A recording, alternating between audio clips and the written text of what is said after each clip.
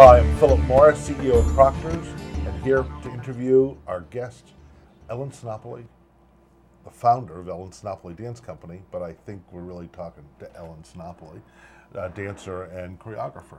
So and thank teacher. you. And teacher. Thank you, Ellen, for joining us.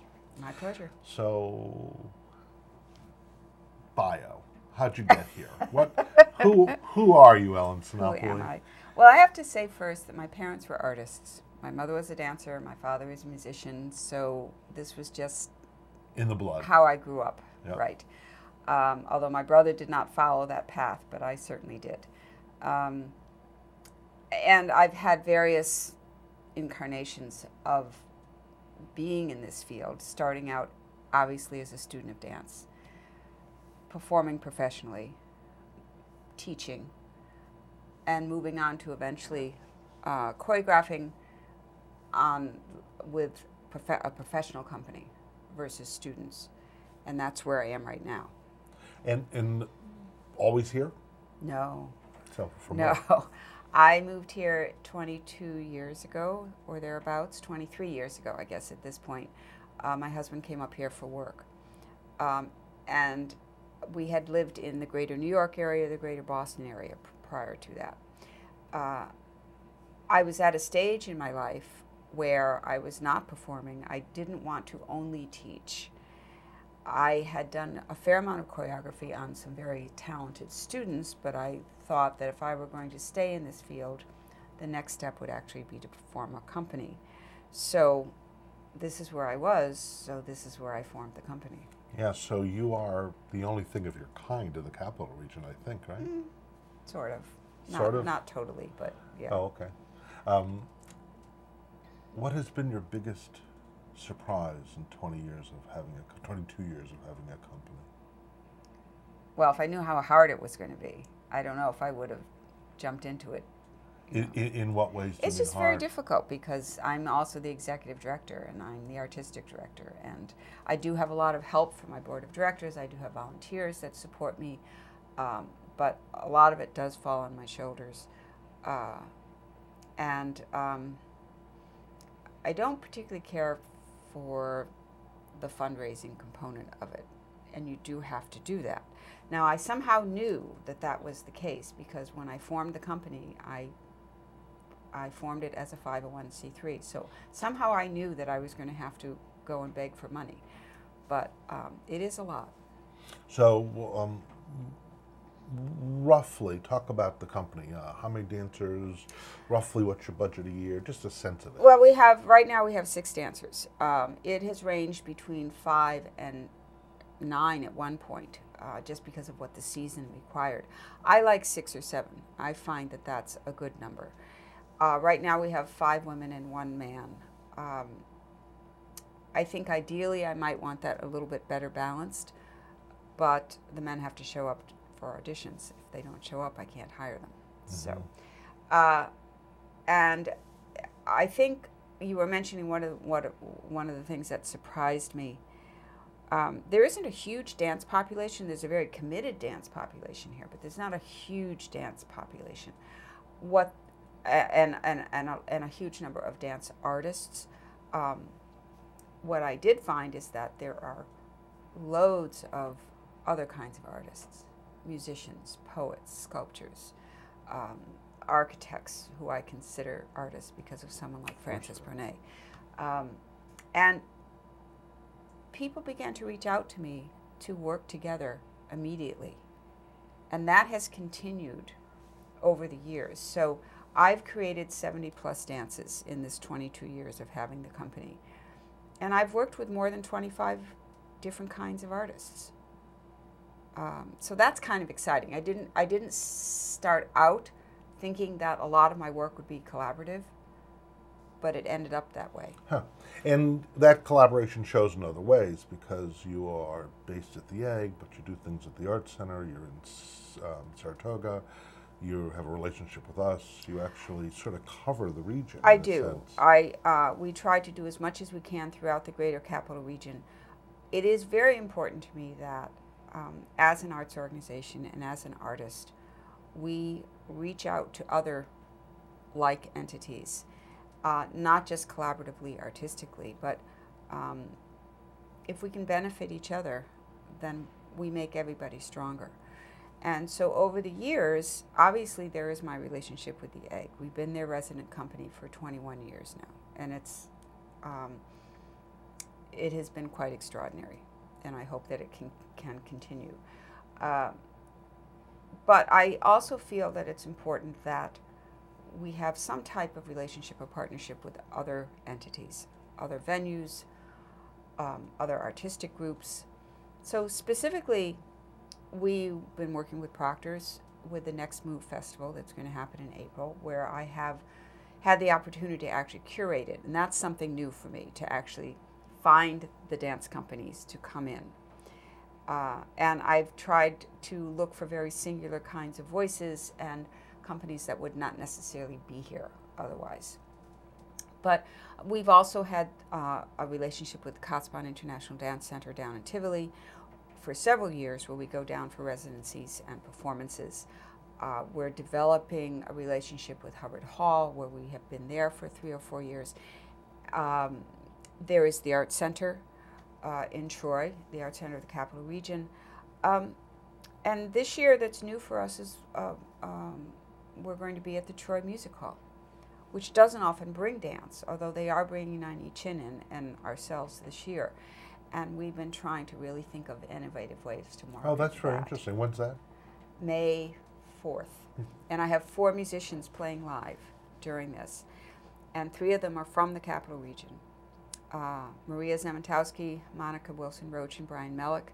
But I'm also utilizing the artwork of Willie Marlowe, who is from this region. And I like to be able to mix it all up like that.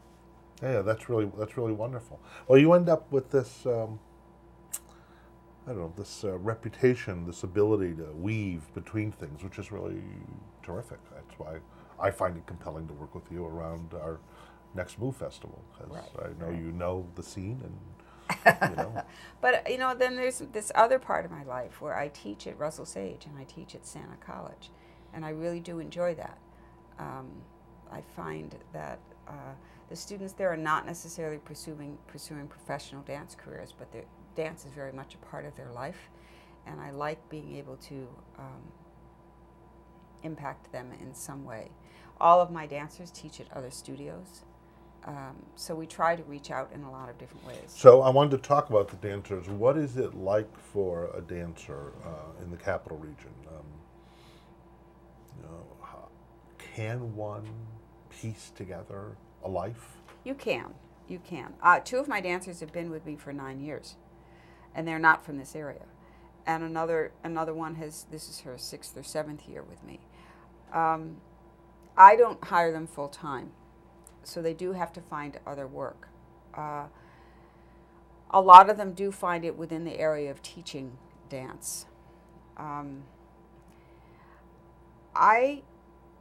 I've had, one of my dancers was from Japan at one point in time. My current dancers are from Minneapolis.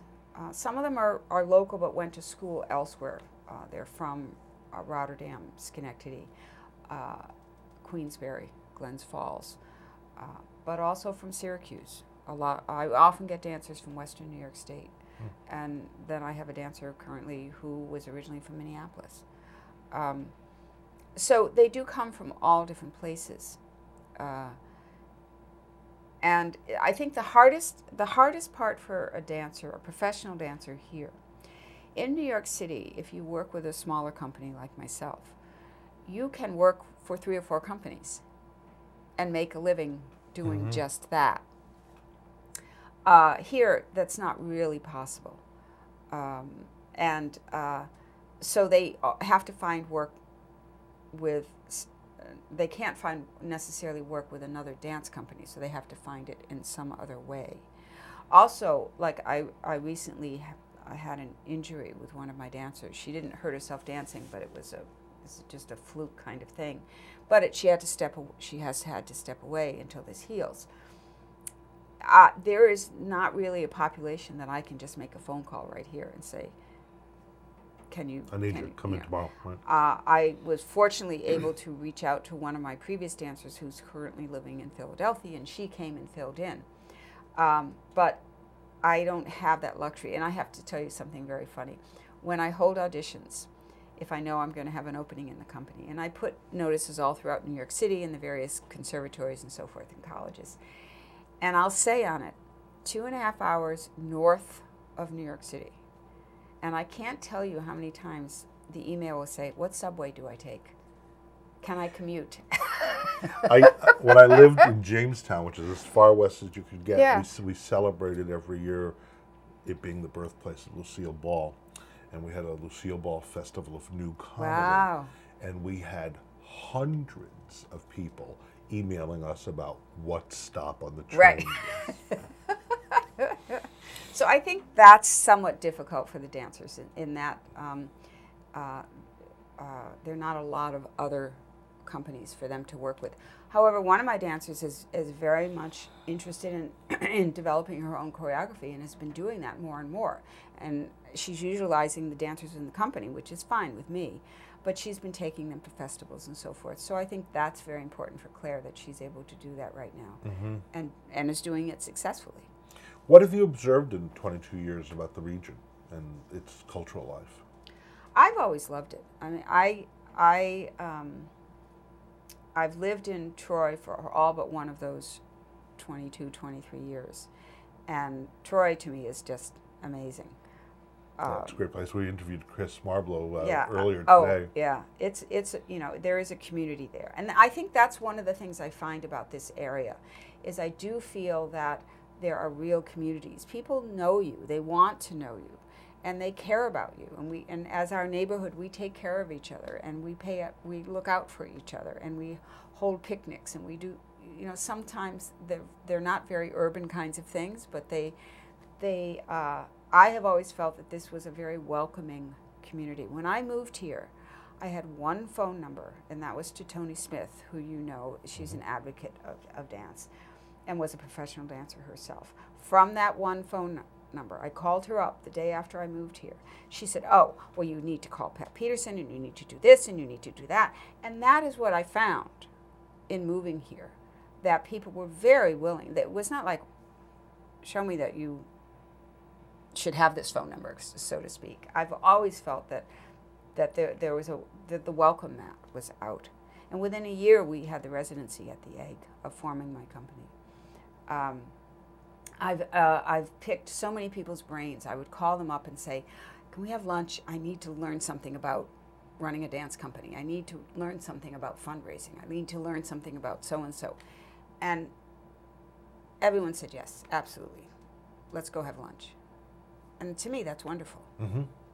Because I never felt like I was alone. Has anything changed in this 22 years? that you kind of go, this is great, this is terrible, this is... Well, I think everyone has dealt with this economic downturn that occurred in 2008. I think that's hard. But I also formed the company during a recession. So you just live through those things. I have a very, very supportive, active board of directors. And I think that makes a huge difference. And they want this company to move forward and to survive and prosper. And what more could I ask? Yeah, yeah. Oh, and I have dancers that coming back every year, and that's wonderful, because when you don't have to bring in a new dancer and teach them the repertory and so forth and so on, all you do is move forward. You don't feel like you're staying in place. Right. So what might be the one or two things in your mind's eye would have the most impact for the health of dance in the capital region? You know, when you get up in the morning and go, God, if this only happened, it would be so wonderful.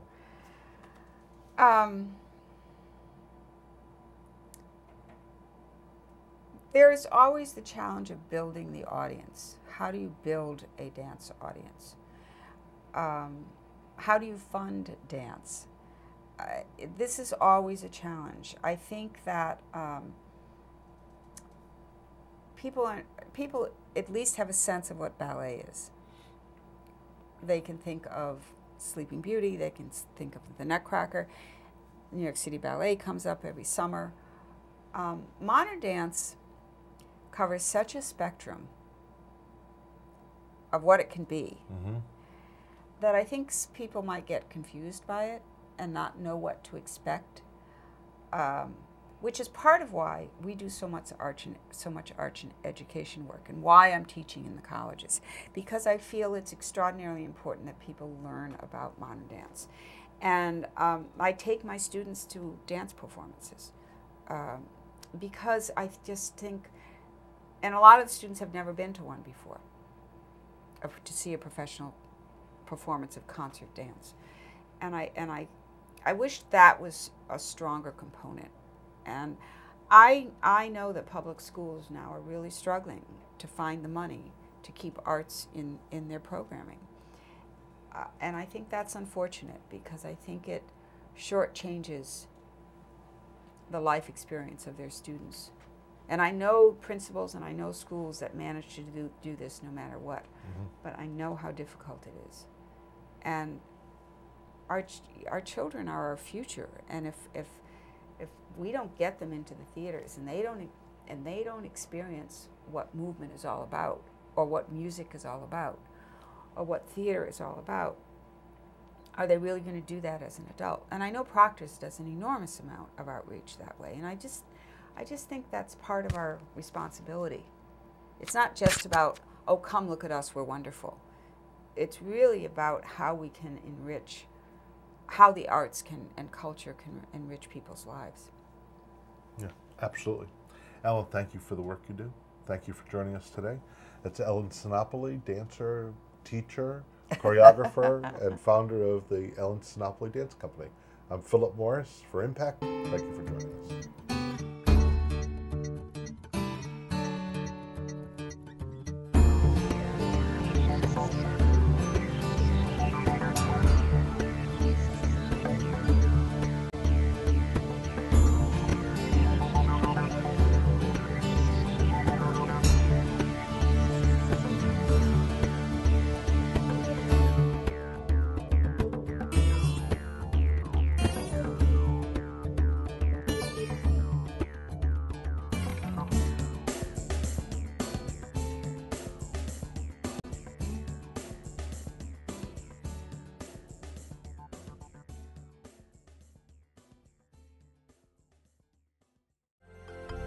Proctors, bringing the best in arts, education, and entertainment.